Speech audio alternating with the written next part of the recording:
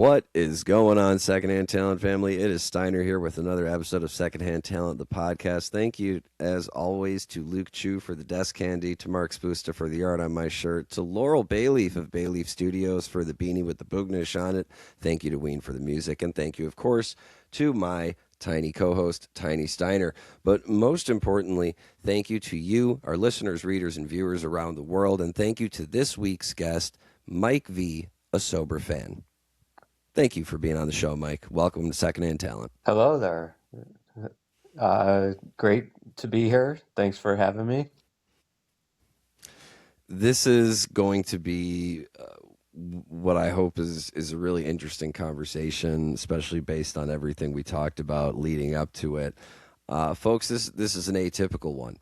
This is a real atypical one. So Mike is a sober fan, and what we're going to do with this interview here is we're going to try to talk about what that experience is like from before to after. But out of curiosity, before we get into all that,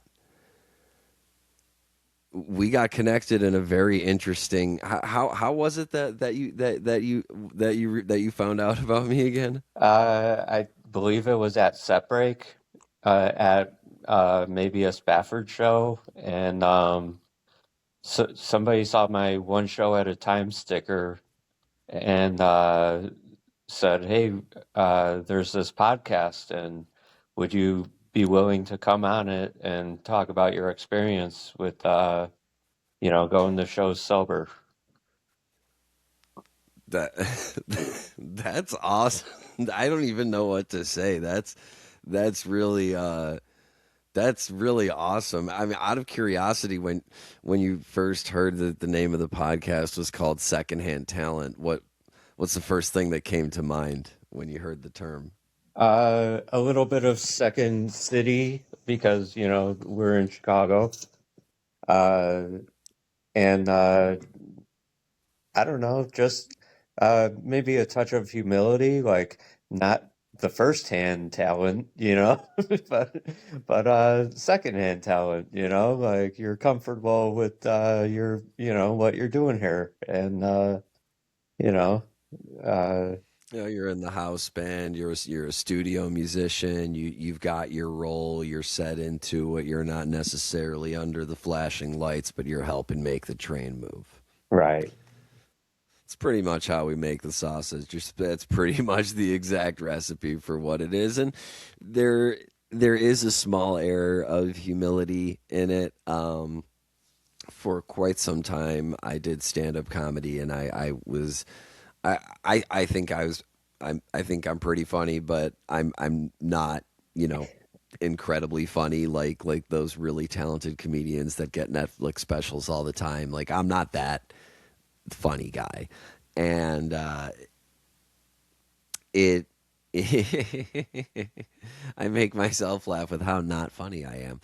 That being said, if you need a reliable 5, 10, 15, 20 minutes, throw me up there. Give me a few minutes to prepare, and I'll keep an audience warm for you. If you're a stage manager, I'm a stage manager's like perfect scenario. I can be an MC. I can make last minute announcements. I can do PSAs. I can do improv. I can do stand up. So it was this really cool utility opportunity, and it really allowed me to be a part of that machine that was not recognized, that was not seen at all, even though I felt like I was working my tail off.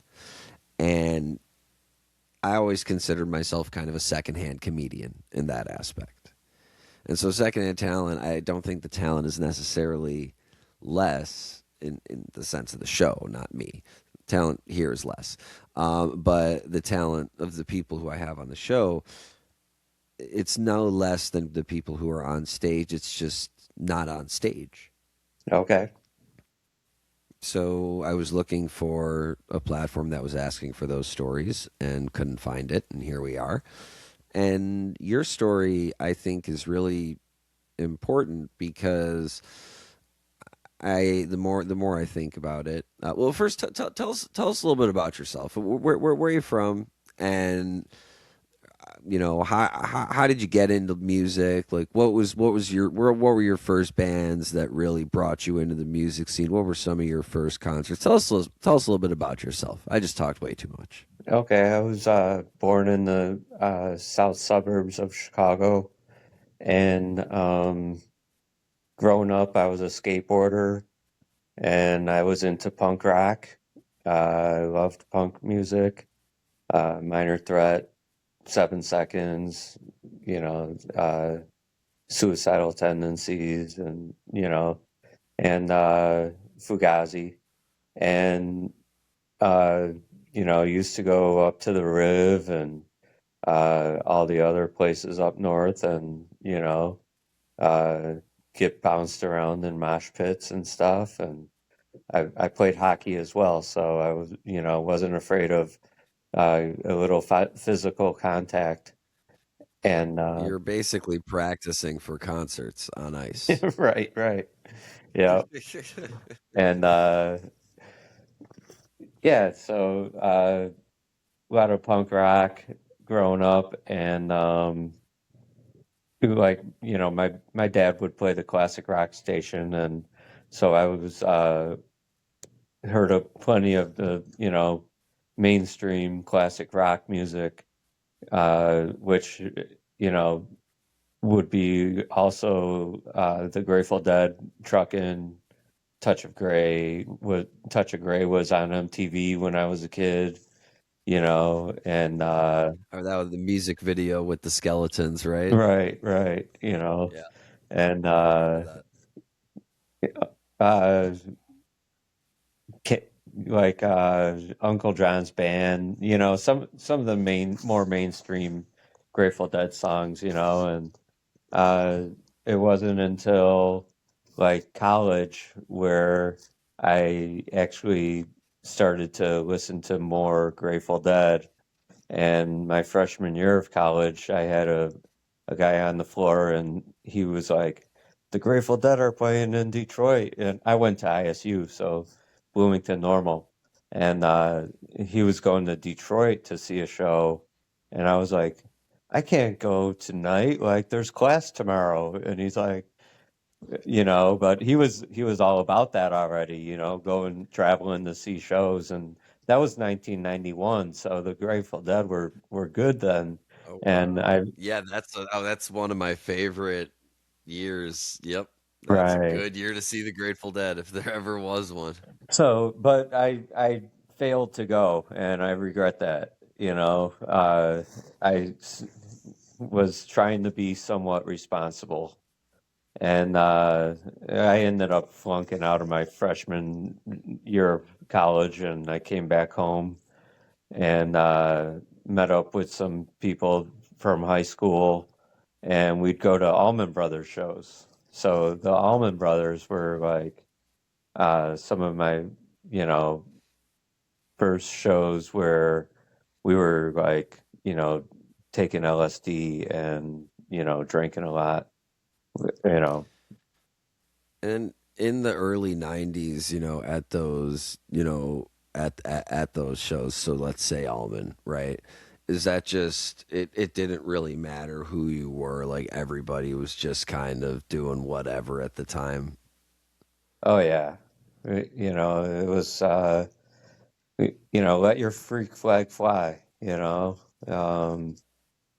no cameras around, like it, You know, that's speak on that for a minute because that's something that I think a large segment of our regular listeners, readers, and viewers don't really understand is that time before technology was so pervasive. I'm not even talking about after people had those primordial cell phones, but like before those, before cameras were a possibility on that scale. What was it like being at shows in that scene, like with substances? Like were cops and like talk to us? Like what was the show experience like? well, it was you still didn't flaunt it or anything, uh, it was, it was still illegal, and, so it'd be smoking weed, you really kept it, down, and, you didn't, flaunt it or anything, and, you know, uh, I guess everything else you just kind of is either smaller or more concealable, and it just, I mean, it then being a part of how often were you going to concerts in that at that point in your life? uh, I would probably be going like monthly or so. I mean, eventually I was going like it seemed like every weekend I was going because if I fast forward a little bit to like 1998 when Dark Star Orchestra was playing every Tuesday at Martyrs, so that was pretty cool to go up there every week and uh probably, smoke since it was a smaller venue, smoke before you go in and maybe a little bit during the show, but you really had to keep it down. And like the Vic was really tough for, they had off-duty policemen that worked there and they were really tough there. So uh I mean, I guess I'm kind of curious. Was the scene was it in such a way that going to shows became more of a vehicle for usage and knowing that like you'll like because a show like every weekend like unless you're playing in a band or producing shows that's a lot of shows. I would hazard for the average person for year in year out. So I'm curious what your relationship was like with regards to like music that you were going to see and the volume and that correlation to like using that kind of almost because like this is a reason why party with friends etc. right, yeah. No, you're right. I was pretty much going to be drinking somewhere anyways, and why not do it, around a bunch of people that are jamming out to some tunes, I, w- you know, just being a big music fan, and you never know when the magic's going to happen on stage, and every band's trying to do it, but to actually do it is another thing, and to have that right mix of liquor, weed, maybe some hallucinogenics, and have that mind blowing experience was pretty tricky. Not to overdo one thing and still. Yeah, I mean that's a real triangulation there that that you've got to pinpoint to make it happen. When did you start to notice that it was impacting the day-to-day life and not just like when you were at concerts or hanging with friends?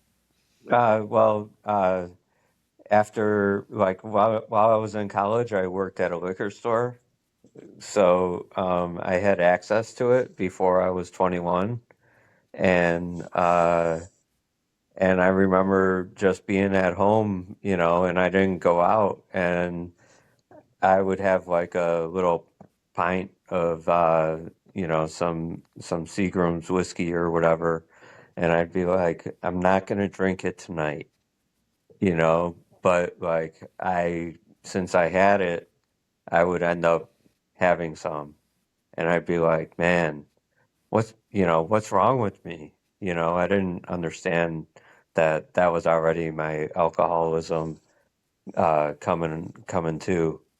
So but being hungover at work was never fun, and so I guess that's how it was impacted with the morning afters and uh, not being 100% to to to work. So And before we just made the jump from 91 to 98, and I trying to recall exactly correct. You've been sober 6 years. Is that correct? yes, 6 years. So, as drugs or substances, what I don't know what words I'm allowed to say on what platforms. I don't really personally care, but as things developed, did you notice? Because you mentioned before, a little bit of hallucinogens, some weed, some alcohol, which, I mean, in moderation, once in a while. Um, did you notice as other drugs started to become more prevalent that you would be using other substances that chose just because people would offer them to you, or did you kind of confine yourself to what you would do? Uh, no, I mean, I wasn't really offered cocaine until maybe my early 20s or something. And I remember liking it, but I wasn't, I knew it was expensive and it just I didn't have like close friends that were doing it all the time or anything like that. It was just kind of like uh somebody, that I saw once in a while, they'd be doing it and would you know, let me pitch in or something, but it wasn't like I got to get more of that no matter what. And Yeah, I ask because in my personal concert history, as I started performing and coming up, that was in my experience, what I noticed, one of the biggest differences was not the fact that people were consuming drugs. That was obviously happening, but the volume and the array, let's say, of substances that were being used at that particular time. So we're talking now late 2000s, early 2010s. Everybody was in full bore and full swing of everything, and I unfortunately I've seen it where if the people some people just have too much too fast and don't slow down. Was there a reckoning or an impetus for you to make this life decision to go on a different path? y- you mean like getting sober? Yeah. Yeah. Yeah, so in 2018, I had tried rehab in 2005 because I got in trouble with my employer, and so that I did a IOP, intensive outpatient program for I wasn't going to work. I was just doing this, going to the hospital, and I was able to put together a week completely clean and sober. And after that week, my my wife at the time, she was like, "You did good last week. Let's go out for a drink." And it was like, it just kicked it off again. And so I managed to keep that job for a while until the progression of my alcoholism got so bad, and uh, my ex, we separated. So then, my use just took off, and that's when I did start doing cocaine pretty regularly, and it helped me drink more, and it affected me showing up to work on time and showing up to work in a reasonable state to perform my job. And that's when foreman at work suggested I go to rehab, and I was like, definitely. I knew I needed it, and I, was all for it. I wanted to. I was done, with waking up with hangovers, and I wanted to try something new. I wanted to try a sober life instead of that that old life of being an everyday drinker. After work, am I going to stop at the bar or am I going to stop at the liquor store and go home? And so, unfortunately, so I did an IOP program again in 2018. And unfortunately, I wasn't able to sober up when it was time to go back to work. I, uh, I failed the return to duty drug test. So that was my second chance, and I was terminated from that job.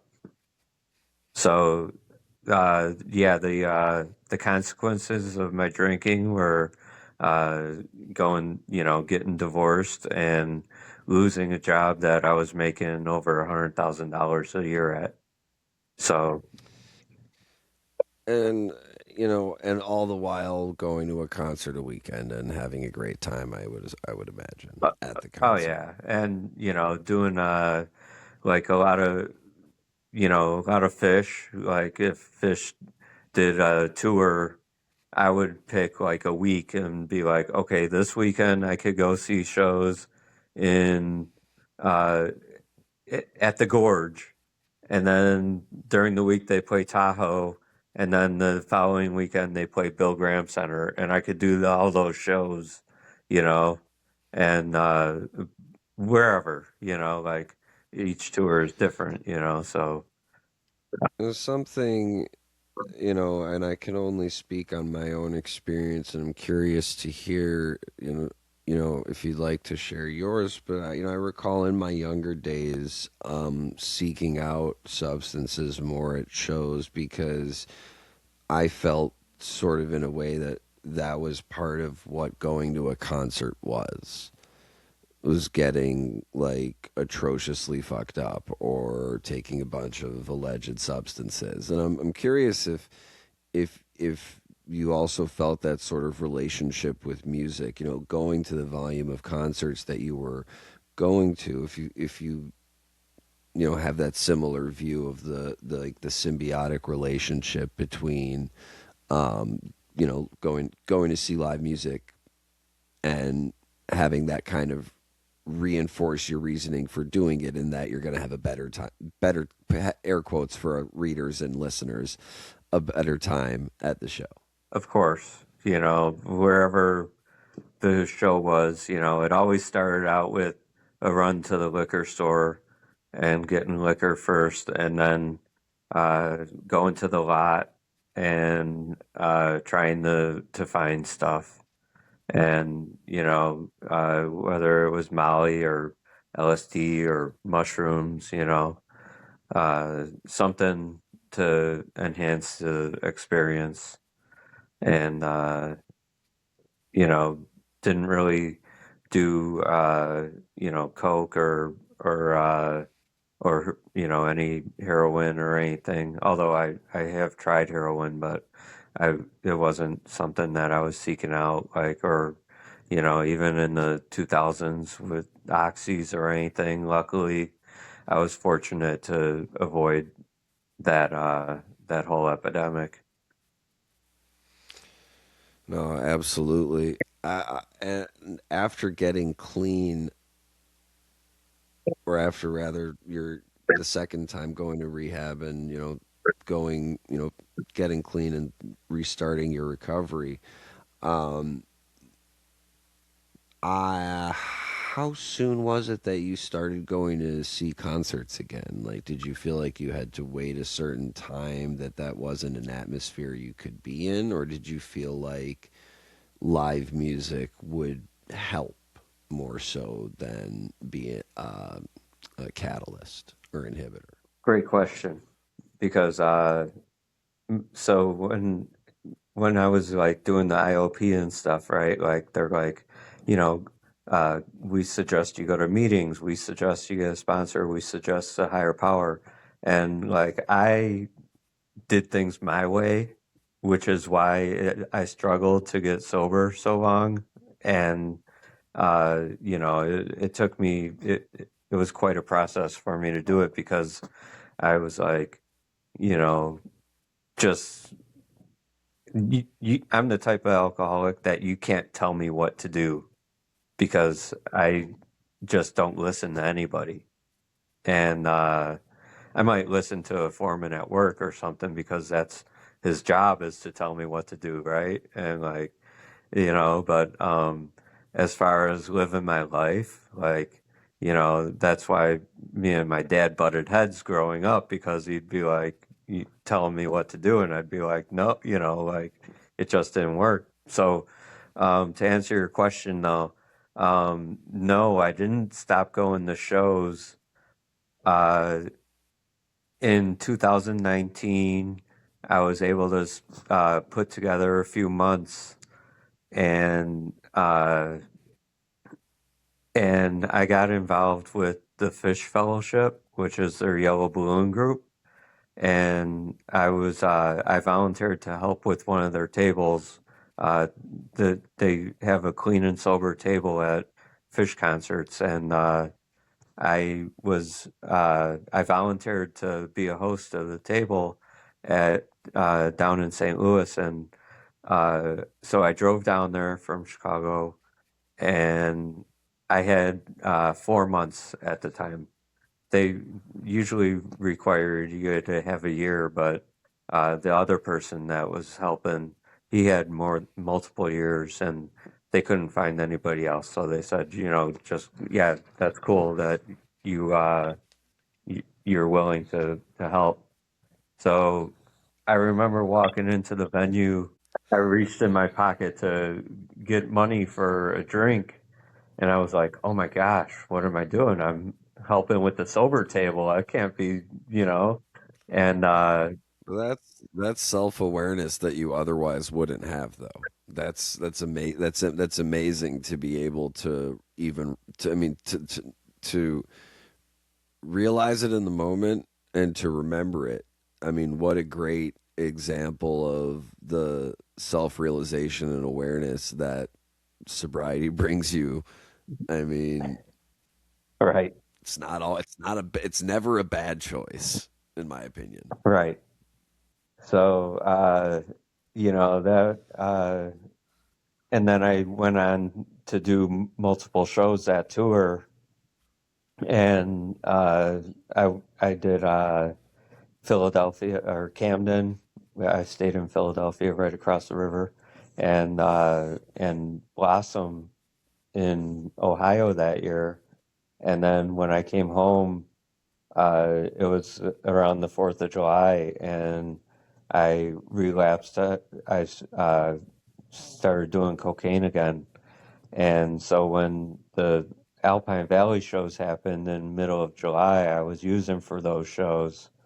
And and you know it was weird because I was like, oh, I wonder where the table is, but like I wasn't meant to find the table because I was using, like, and it it was weird, like that I wasn't able to Those find the help when I was looking for it, but it was there.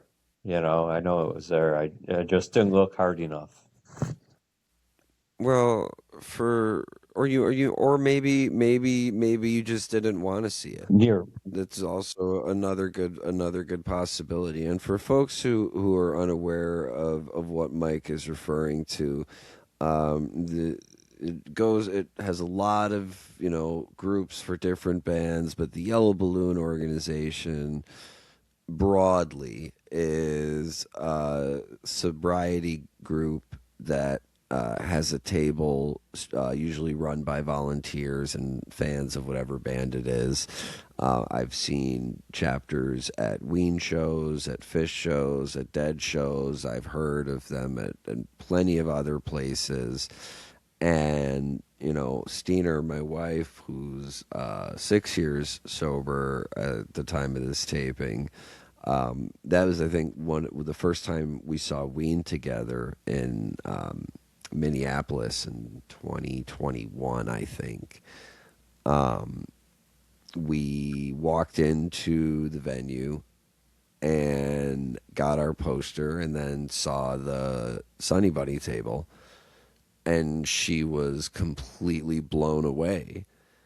And I was like, yeah, like fans look out for each other. Like that's what we do. And part of recovery is service work and volunteering. And I think it's really commendable that in your return to shows, you brought that with you. Right. The like pretty much the mission statement of the Yellow Balloon Table is to provide traction in an otherwise slippery environment. So, because of all the drug use and alcohol around surrounding concerts, there's a place to go if you are tempted.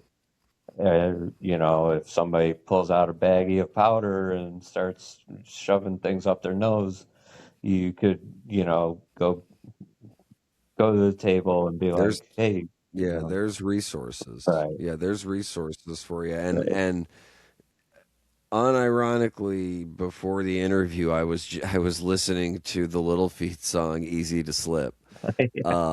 It's so easy to slip. It's so easy to fall. And just remember that wherever you are, there there is help there. If you look in the right places, if you're looking for it, you'll find it, right? right. And Asking this for is help is one one of the hardest thing. things to do. Absolutely. And I've had only a couple of experiences where I've provided that sort of help to someone at a show, and it's sad to me that not everybody would, if they see someone in distress, just go help that person.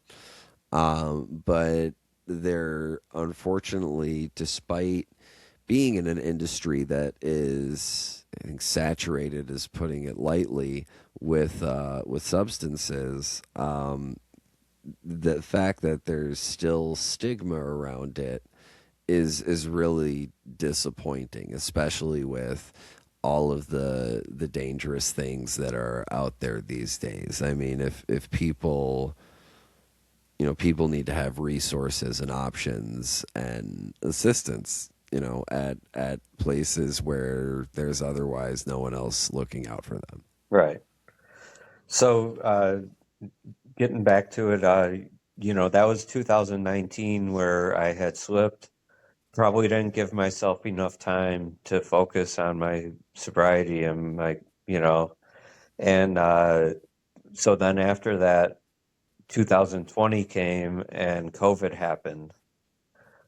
That gave me the chance to really focus on my sobriety, uh, focus on building new good habits instead of those bad habits that I was so ingrained in using. Like my car was on autopilot to go to the bar and liquor store. You know, so it was to break It's that it's habit. really interesting. It's really interesting you say that, because I often, when I was a teacher, I put to my students, one of my favorite poems is the I forget I forget two paths diverged in a wood, and I took the one less traveled by. Right, We're always in life at a fork in the road. We always have to make a decision one way or another. And part of the human condition is that we don't get the luxury of being able to pause at the fork in the road and spend X amount more time to judge which path we should take. We have to make these decisions as they come.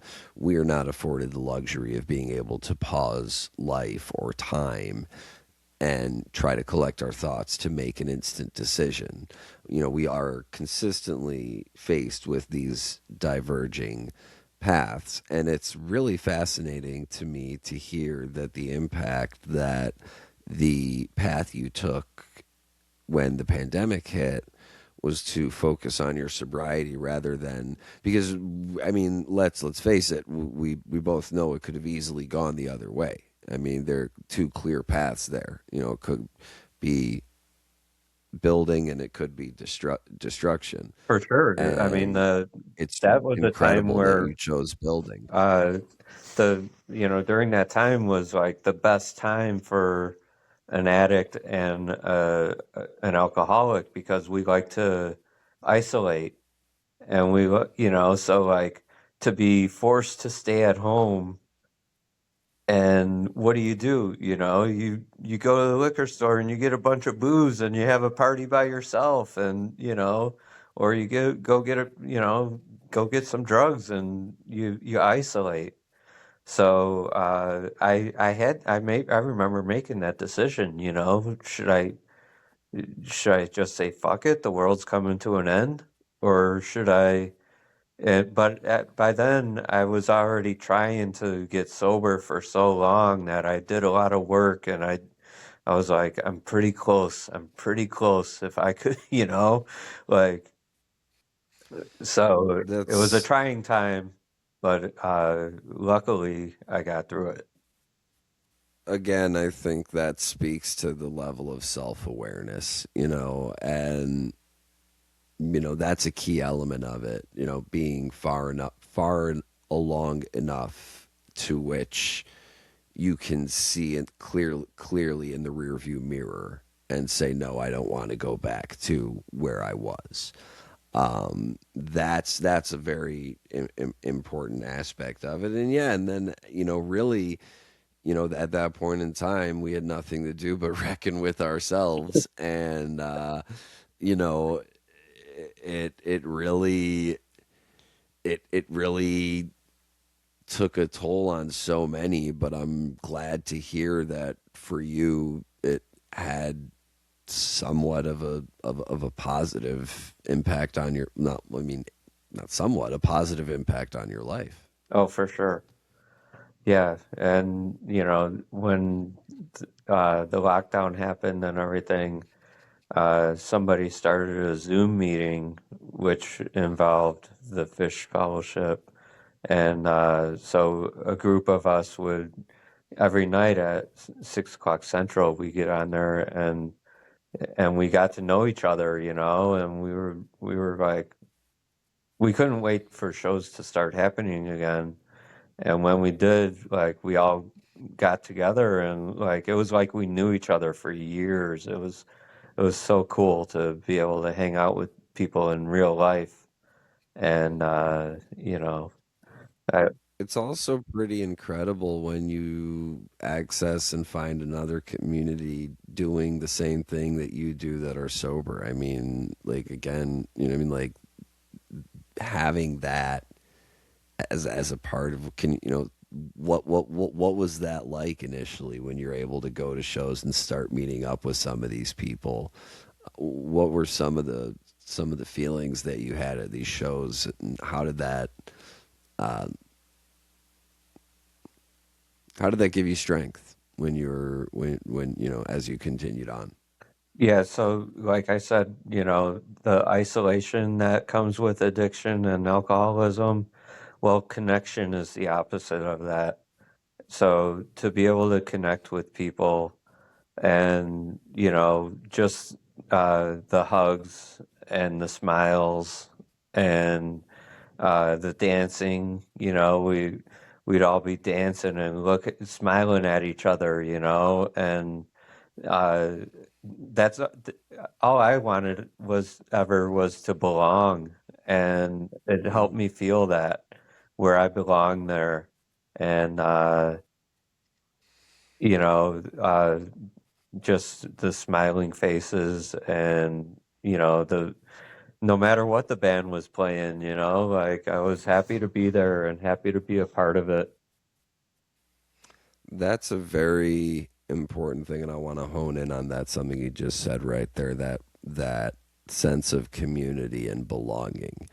And I think that a really good thesis statement for this conversation is that you don't need substances to feel like you belong at live music. Everybody who's there is a part of that community. There's community all around you if you're open to being a part of it.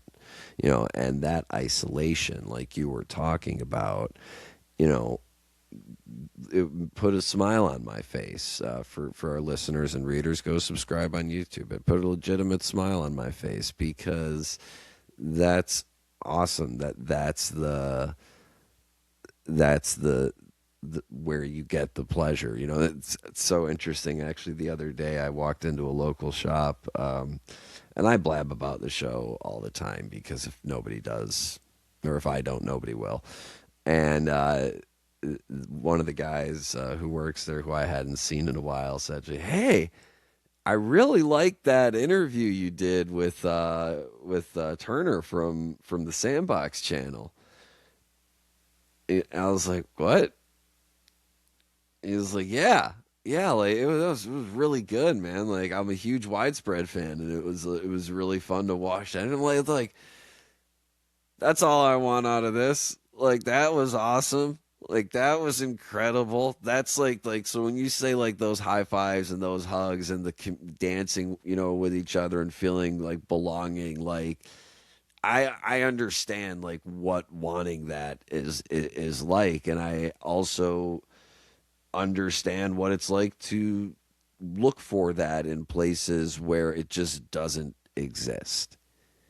And I'm curious to hear your take on how your community or how your concert attendance rather, continued on, as shows started coming back together. Did you begin to volunteer again as well? Yeah, and you talk about that self-awareness. I Before I would be, drunk and I thought everybody else was too, you know. And then when I sobered up, I was like, wow, people don't really drink the way I was drinking, and they don't really, I'll see once in a while I'll see somebody stumbling around, and I'm like, oh my gosh, that was me, so I just had a moment in my brain where I was like, oh my God, there's a couple of times that I could think of where, like, you see, like, you catch someone's eye and they're looking at you, like, with like a wink of recognition, and you're like, we are not on the same plane of existence right now, buddy. Like, I don't know what you're on, but I am not. Like, it's like not everybody's in on it like that. Like, not, and but when you're in it, it feels like everybody, like you're that guy being like, right, and right, and most people though are most people are people.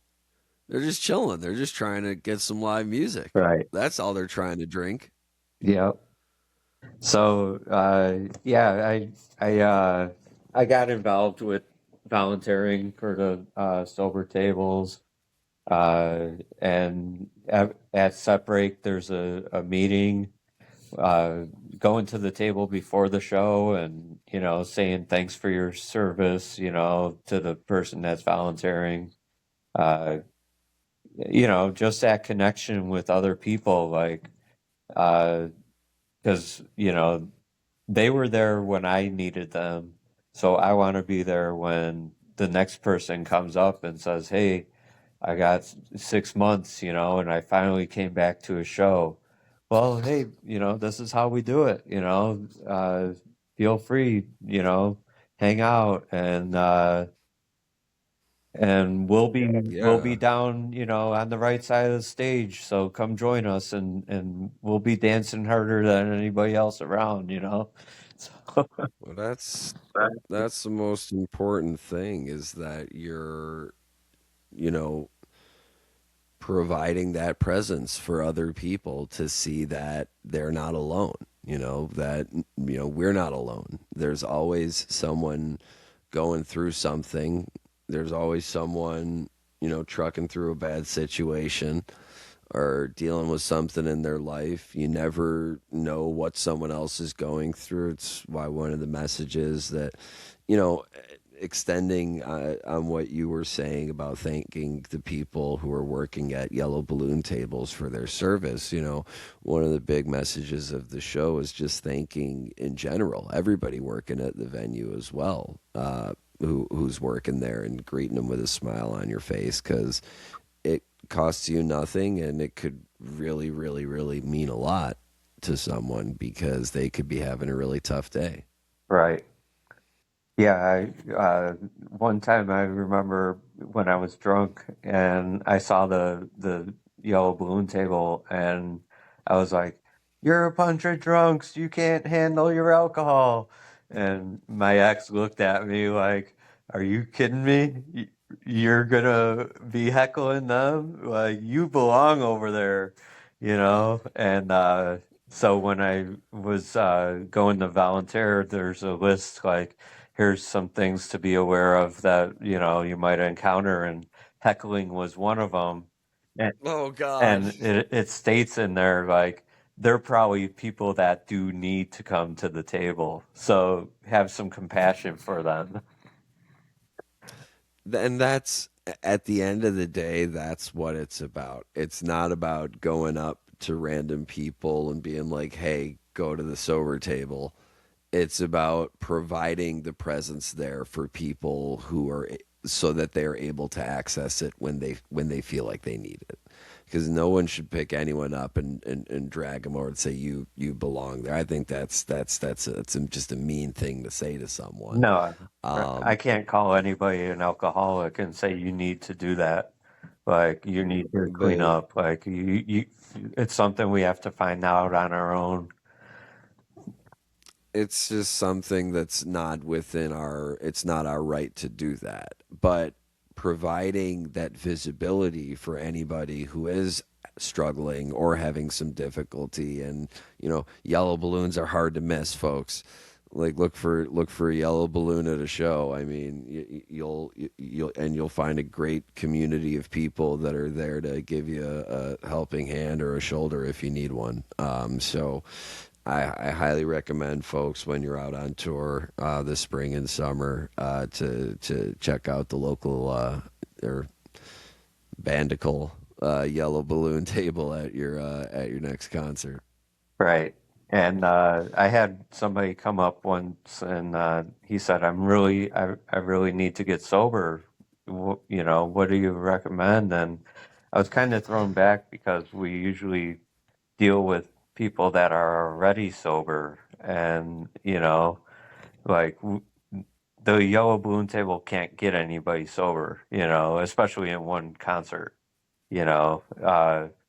But if you go to detox is the first place to start. Get yourself if necessary a medical detox to do it safely. Detoxing from alcohol can kill, and benzos also, And opioids. and opioids, right? So, Listen, all folks, all this shit can kill you. Like, I right. mean, look, we're not going to be the arbiters of moral justice and truth and say nobody should do any drugs or use any sub. That's not what this is No, about. not at all. What we're saying is there is an alternative, and you don't need substances. Like, substances do not equal fun at a concert. That's not those two things are correlation is not causation, folks. It is so possible to have an incredible time, a spiritual time at a concert just with the power of music alone. You don't need to add anything to it. Right. It's the spice of life. Yeah. We don't take a stand on alcohol or drug use. We don't uh, say, not to do it or anything like that. That's not what we're there for. We're just uh, there, for the percentage that does have trouble with those with substances. We're there to provide support And you know, Well, taking it back to that Alpine 21 run, I'm sure there was somebody there that weekend that did find the table oh yeah, that was looking for it. And even though you unfortunately didn't that weekend, I'm sure somebody did. And again, it's providing that presence. And really, I think it's an interesting way to put it, but normalizing sobriety in live music and entertainment. Um, Substance abuse, I think, is one of the most stigmatized. Well, actually, I would say this: it's one of the most least stigmatized, yet still least talked about things in the music industry. We just don't do it. And there are great organizations out there like Backline, affording care and treatment suggestions and options for live touring musicians and their families. There are organizations like Yellow Balloon that may have a chapter table at any given concert. But there is also something I think that is worth mentioning, that we should also have a little hope in each other, that if we're having a tough time, to be able to say to someone else, hey, like, can I talk, or to make a phone call, or to recuse ourselves. But it's always in the moment. We never know when lightning strikes. yeah, for sure. There's a lot of shame that goes along with addiction and alcoholism. So, I hit it very well, and I I think I hit it very well, but Yeah, but that, but other people, they see the signs, right? So, like when I well, said I and needed again, help, it was no big surprise. right, and this isn't about you specifically. This is just in general, that concept of hiding it, or thinking you're hiding it very well, which I'm glad you went back and put that little asterisk on it, because that's exactly what it is. It's like you think that you're playing, Mister Cool, and no, my friend, you are about to be a meme. Like, you're not. Right. You are not. Like, that is not like what's happening today. And the sooner you recognize that, the better it'll be for your health. A lot of our typical listeners, readers, and viewers who are tuning into this interview are probably wondering to themselves, "Self, why is this interview happening? Where does this fit into the grand scheme of secondhand talent?" And you know, this interview is being filmed shortly after the passing of Mr. Bobby Weir, and I had the privilege a few weeks prior of writing the song histories for Fish.net for Playing in the Band and Samson and Delilah. And Playing in the Band, obviously, was a song written by Bob Weir. Um, it was an incredible opportunity to be able to add that now, especially now looking back at the events that have happened recently. In my essay for Samson and Delilah, which I also had the opportunity to mention, there's the famous lyric, if I had my way, I would tear this whole building down. And in that essay, I make the argument that the fans are secondhand talent. We are secondhand talent in the grand scheme of things, because at the end of the day, the way a concert works is that we show up to go hear the music. We are a part of it. And it matters to me to have a fan's perspective on this show, not just who is a lifelong fan of live music, but someone who has made massive changes in his lifestyle and has continued to love live music throughout. it's worth it to me to capture these stories and these experiences, because if we don't speak about them, we don't know if these words may help someone else, right? And like Bobby and Jerry saying, let the words be yours, I'm done with mine. And that's what I hope to often impart with these interviews, is that just somebody takes away a little, nugget of wisdom. And I think it's really important to provide a platform to a fan who is sober and going to concerts one day at a time. I think it's incredibly important to remind folks that they are not alone if they are doing the same thing, and that community and help is abundant and all around you. Yeah, I thought with the end of my drinking was the end of me having fun, but uh, you know, since I got involved in the sober community, just having so much more fun now and actually remembering it. One of the biggest,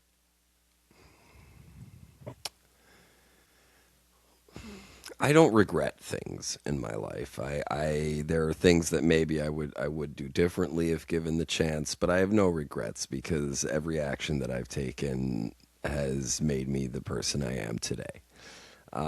But that is something in particular that I really appreciate about going to shows sober, is being able to remember them and being able to have something that's not just a foggy haze of a memory that you have a couple pictures from, that you were so out of it that you barely remember going to.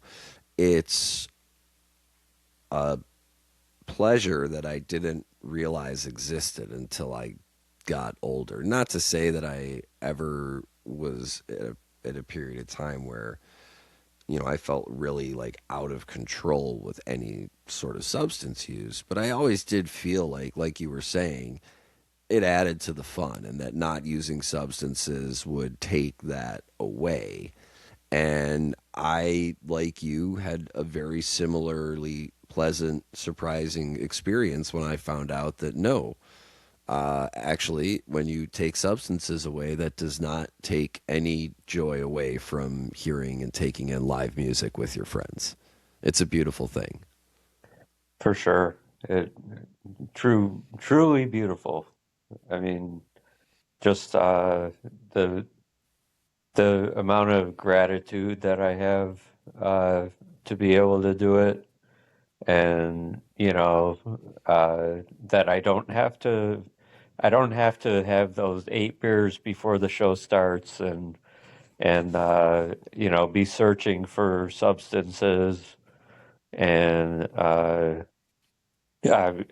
more in the moment, and I'm more aware. You mentioned self-awareness earlier. I'm more aware, and it's just the music is more beautiful, instead of being blurred, or because there was a time when I didn't get excited for concerts. I still went, but it was just Mm. like routine, like ho hum, and because alcohol dulled my senses, and I didn't get excited about things. But that excitement is back, and sometimes it's the excitement of seeing my friends more than the music. But um, for sure, there's moments with the music that are just so mind blowing, and to hear the roar of the crowd when that jam is hitting,